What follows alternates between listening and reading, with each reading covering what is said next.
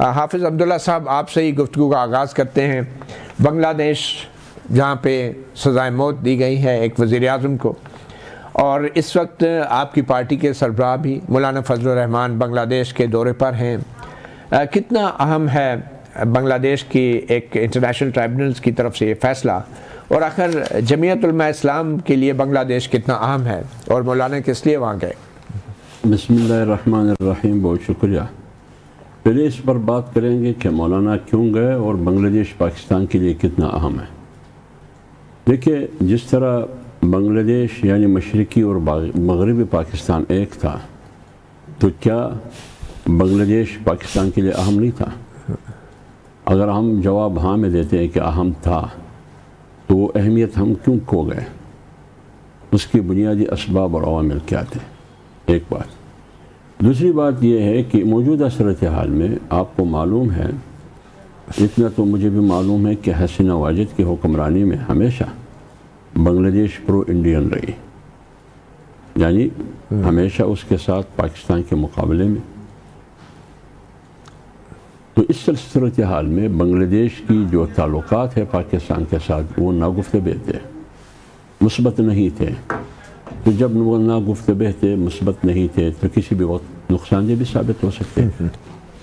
اور جہاں تک انٹرنیشنل آپ نے جو عدالت نے فیصلہ دیا ہے، دیکھیے بنگلہ دیش کی صورتحال سے میں بائی دا وے یہ انٹرنیشنل عدالت نہیں ہے، یہ بنگلہ دیش کی ہے، انہوں نے نام اس کا انٹرنیشنل عدالت تو بنگلہ دیش کا ہے نا۔ جی جی ہاں، اس نے جو فیصلہ دیا ہے، تو اس کی بیک گراؤنڈ کیا ہے؟ حسینہ واجد کی، یہ شیخ مجیب کی بیٹی ہے۔ شیخ مجیب کو اپنے بچوں سمیت گھر میں مارا گیا نا۔ کیا اس کی سیاست ختم ہو گئی؟ نہیں ختم ہوئی نا۔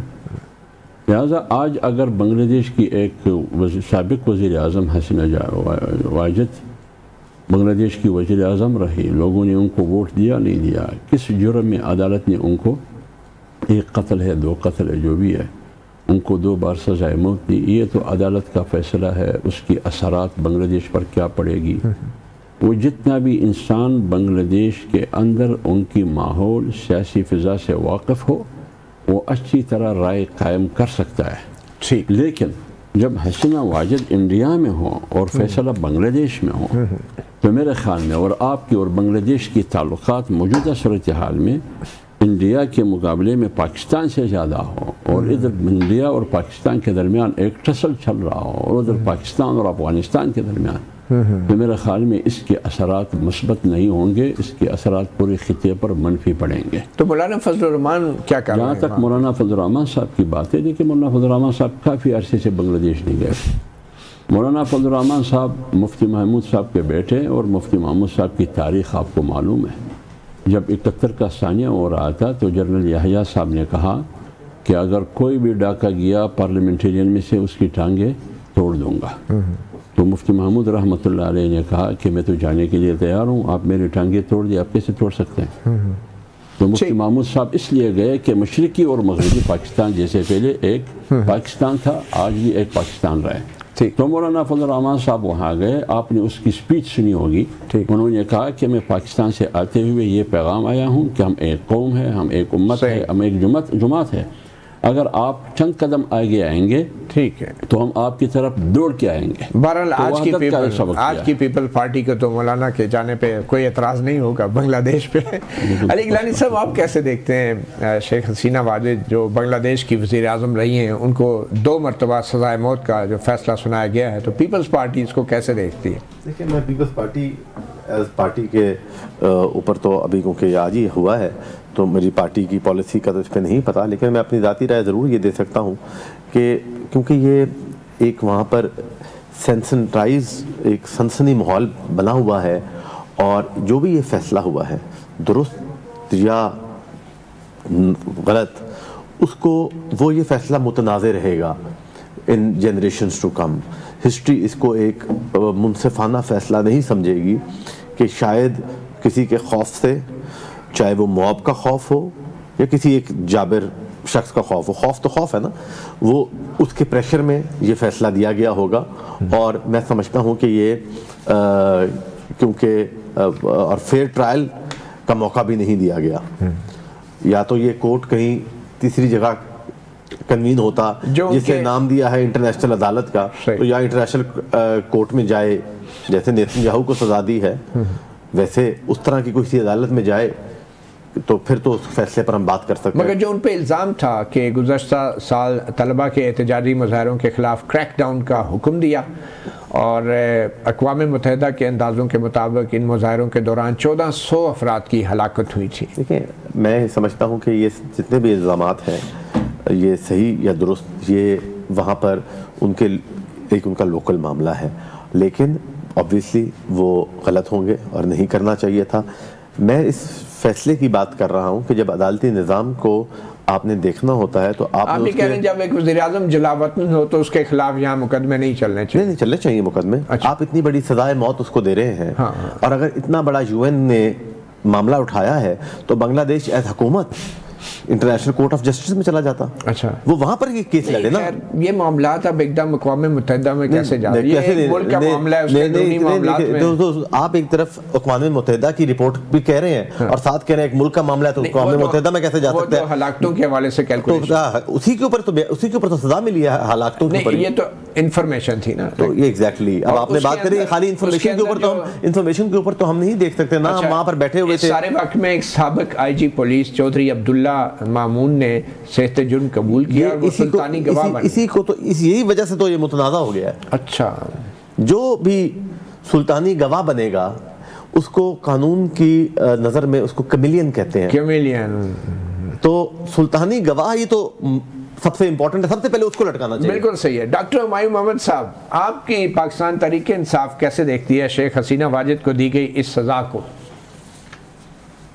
بسم اللہ الرحمن الرحیم، ایاک نعبد و ایاک نستعین۔ دیکھیں بیسیکلی جیسے آپ نے کہا ہے، یہ جو سزا ہوئی ہے یہ اسٹوڈنٹس کے اوپر ہائی ہینڈڈنیس کی وجہ سے، اور جو IG صاحب جنہوں نے ایکسیپٹ کیا انہوں نے کہا ہے کہ مجھے یہ حکم ملا تھا اور میں نے یہ پرائم منسٹر کا حکم مانتے ہوئے یہ ساری چیزیں کی تھی، جس کی وجہ سے 1400 1200 200 150 مطلب اگر 2 بندوں کی بھی ڈیتھ ہوتی ہے مطلب دیٹ مینز ڈائریکٹ کلنگ۔ اور ہم نے بہت ساری اس میں سوشل میڈیا میں ایسی ویڈیو دیکھی ہیں جس میں ربر بلٹس تھی، اور جس میں اس کے باوجود وہ بندہ جو تھا وہ دونوں ہاتھ اٹھا کے کھڑا تھا، اور پھر وہ ادھر یہ آپ بنگلہ دیش کی بات کر رہے ہیں؟ جی اچھا ٹھیک ہے۔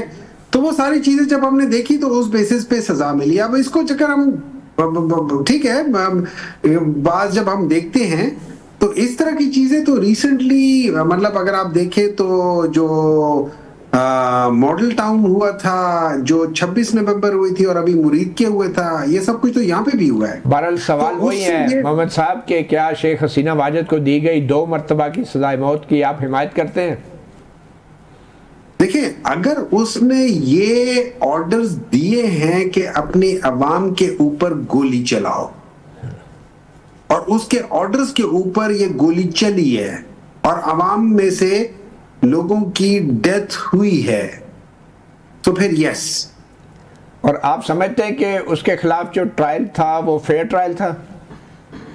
مجھے اس کا نہیں معلوم، میں نے اس ٹرائل کو نہیں فالو کیا۔ میں تو یہ کہہ رہا ہوں ان کیس اگر یہ سچ ہے وہ کیا ہوا ہے اور اس کو کہا گیا تھا کہ یہ چیزیں کرو۔ دیکھیں بعض دفعہ ایسے ہوتا ہے، میں آپ کو ایک بات بتا دوں، بعض دفعہ جو آپ کی پولیس ہوتی ہے یا آپ کی جو فورسز ہوتی ہیں وہ خود بھی بہت دفعہ ایسی کر لیتی ہیں چیزیں، خاص طور پہ پولیس والے جو ہوتے ہیں وہ ایسے کر لیتے ہیں، تو اس بیسس پہ آپ کو ذرا چیک کرنا پڑتا ہے۔ دوسری بات یہ ہے کہ یہ ضرور بات ہے اس میں کہ جو اپنے وعدہ معاف گواہ بنتے ہیں ان میں ایک بہت بڑا ایلیمنٹ یہ بھی ہوتا ہے کہ وہ اپنے آپ کو سیو کرنے کے لیے جھوٹ بھی بول سکتے ہیں۔ تو میں ادھر ایگری کرتا ہوں، کیونکہ ہم نے دیکھا ہے یہاں پہ ہمارے خلاف اس وقت پاکستان تحریک انصاف کے خلاف کتنے لوگ وعدہ معاف گواہ ہوئے ہیں، تو اس لحاظ سے تو اگر آپ دیکھا جائے تو وہ سارے کے سارے جھوٹے تھے۔ چلے خیر وہ تو بہت ایک سنگین معاملہ ہے، اس کا کمپیریزن جو ہے دیکھنا پڑے۔ جی اچھا ڈاکٹر شزرہ منصب علی کھرل،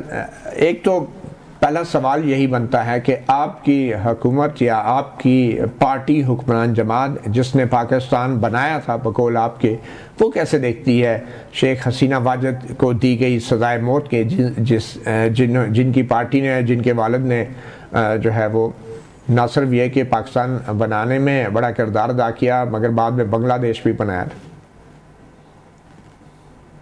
جی بہت شکریہ. دیکھیے یہ ہم صرف کہتے نہیں ہیں, یہ تو ہسٹری کا حصہ ہے کہ پاکستان مسلم لیگ نے ہی پاکستان بنایا تھا. جہاں تک یہ سوال ہے ان کی سزا کا, دیکھیے یہ پہلی تو بات ہے کہ ان کا اندرونی معاملہ ہے. میں سمجھتی ہوں سب سے جو اس وقت ہمیں نہیں ایک چیز کرنی چاہیے وہ یہ ہے کہ ہم کسی قسم کا بھی کمپیریزن شروع کرتے ہیں. یہ بڑی بہت ہی غلط. نہیں یہاں پہ کوئی کمپیریزن نہیں ہو رہا, آپ صرف اپنا موقع دے دیں. ابھی ہمایوں صاحب نے کیا نا, ابھی ہمایوں صاحب نے کمپیریزن کیا, وہ نہیں ہونا چاہیے.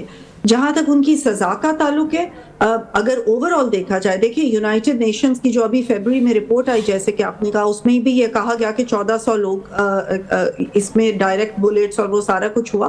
اور اس کے علاوہ بھی حسینہ واجد صاحبہ کے بارے میں یہ کہا جاتا رہا ہے کہ ان کا بڑا ایک ہائی ہینڈڈ قسم کا ان کا رہا ہے. ہمیشہ انہوں نے بڑا ایک ڈکٹیٹر ٹائپ ان کا ہمیشہ ایک رہا ہے طریقہ.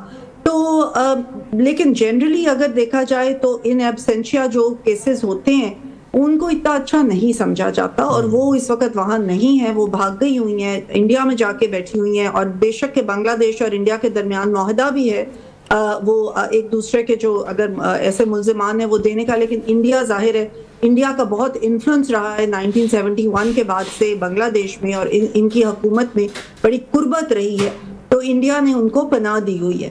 تو دیکھیں اب آگے کیا ہوتا ہے یا کس طریقے سے یہ چیز چلتی ہے.